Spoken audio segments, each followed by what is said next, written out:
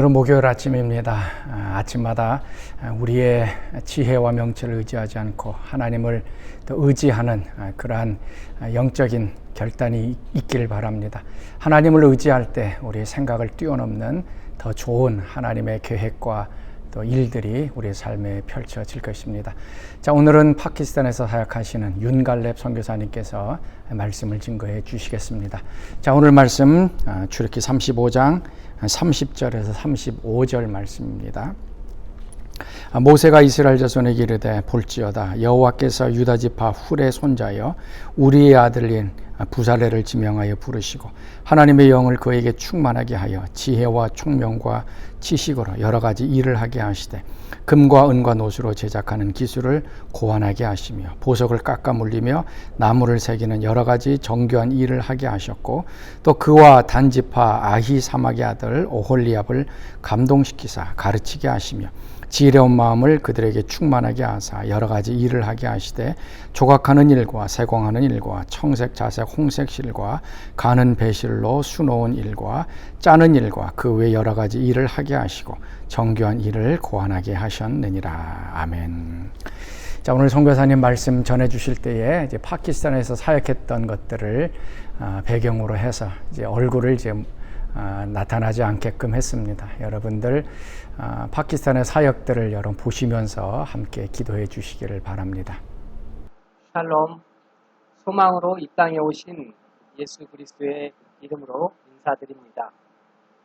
오늘 본문 내용 35장 30절부터는 본격적으로 성막 건축 시작하는데 필요한 일꾼들을 세우고 필요한 물품과 재정도 모두 채워지는 은혜의 장면으로 시작하고 있습니다.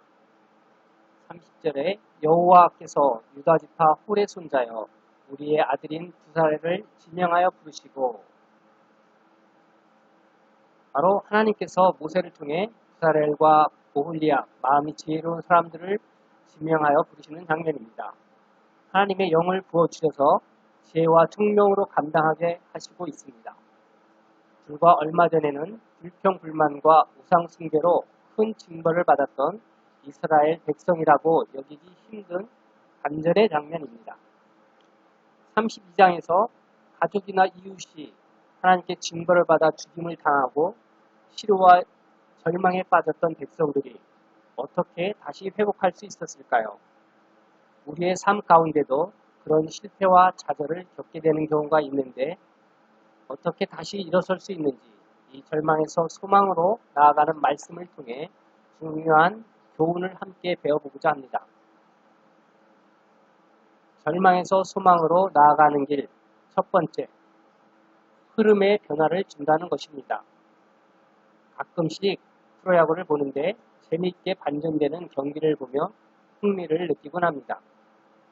게임이 잘 안 풀리고 지는 경기를 하고 있다가 한 선수가 분투하여 멋진 수비를 통해 위기를 넘기고 나면 분위기가 살아나고 위기가 기회로 바뀌는 흐름을 잡게 되는 것을 봅니다.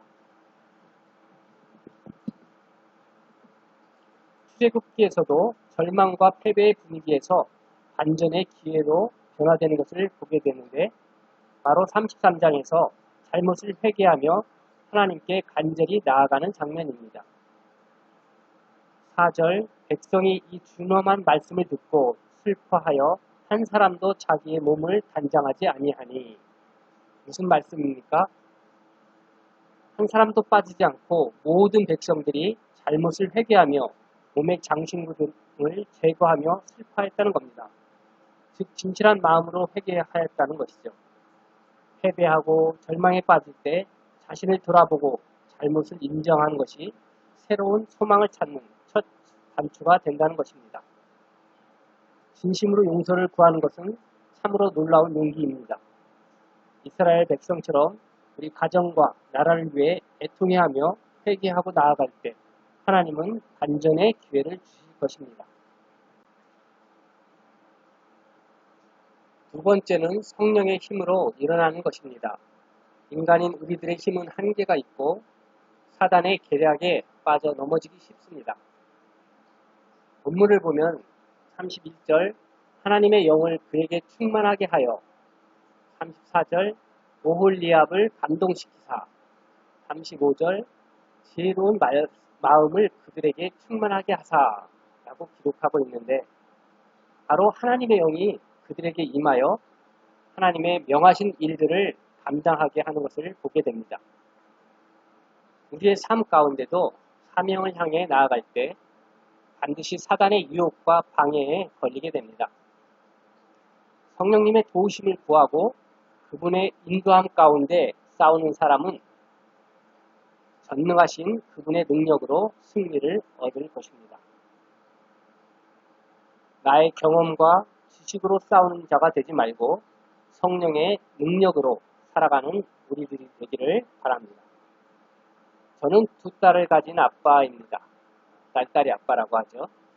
아이들이 5살, 3살일 때 믿음에 대한 놀라운 깨달음이 있어서 그 예를 잠시 나누고자 합니다. 한국에서 지하철을 타기 위해 계단을 내려가고 있었는데 오른손에는 큰 딸, 왼손에는 작은 딸을 붙잡고 있었습니다. 아빠와 외출한 것이 신나서인지 두 녀석이 경쟁이라도 하듯이 계단에서 점프를 하는 것이었습니다.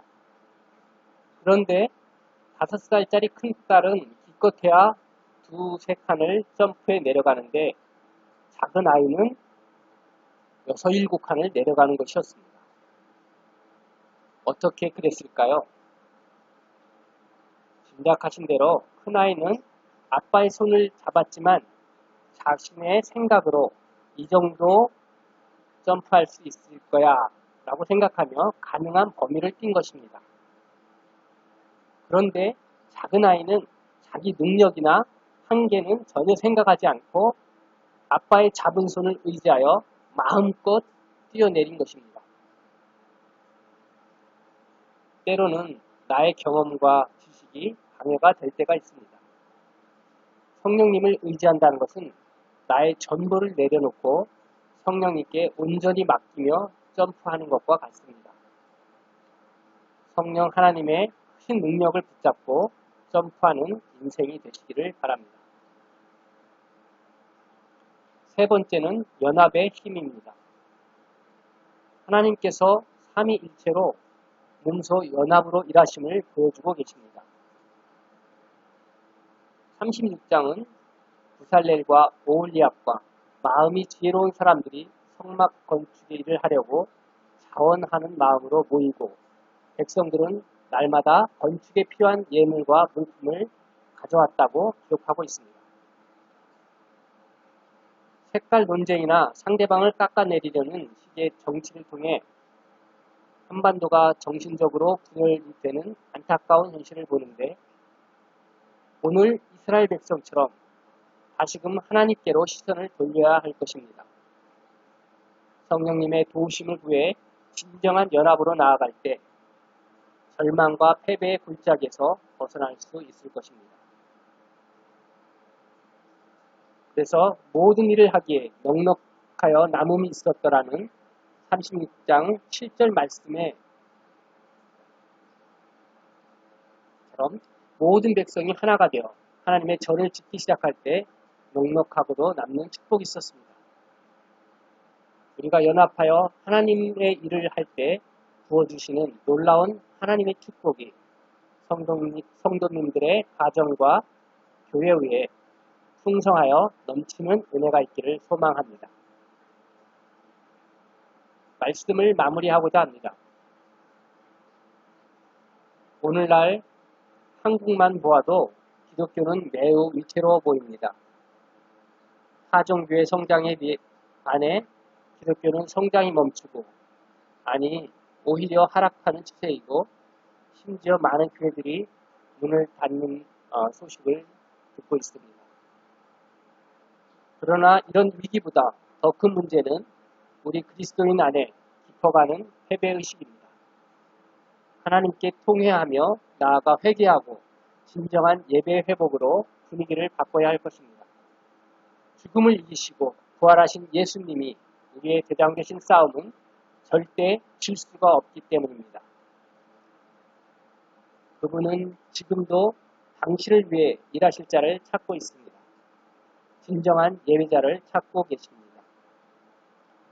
성령님의 도우심으로 예배를 회복하고 각자의 자리에서 선교사적 사명을 가지고 살아가는 우리들이 되기를 소망합니다. 기도하겠습니다. 성령 하나님, 우리를 긍휼히 여겨 주십시오. 지금까지 저희들의 힘으로 살아가려고 노력한 적이 많고 수없이 많이 넘어지고 실패를 경험하였습니다. 기독교가 손가락질 당하는 작금의 사태가 우리들의 잘못과 태만임을 고백합니다. 긍휼히 여겨주시고 다시 일어서게 하여 주옵소서. 전능하신 능력의 하나님의 손을 붙잡고 마음껏 점프하는 우리들이 되게 하여 주옵소서. 이념과 개인의 가치 기준을 넘어서 예수 그리스도의 사랑으로 우리를 묶어주소서. 진정한 연합을 이루게 하시고 가정예배와 공예배 회복을 통해 진정한 연합을 이루고 승리의 깃발을 흔들며 나아가게 하소서. 대장 되신 예수 그리스도를 따라가는 하루하루의 삶이 되게 하소서. 존귀하신 예수 그리스도의 이름으로 기도합니다. 아멘.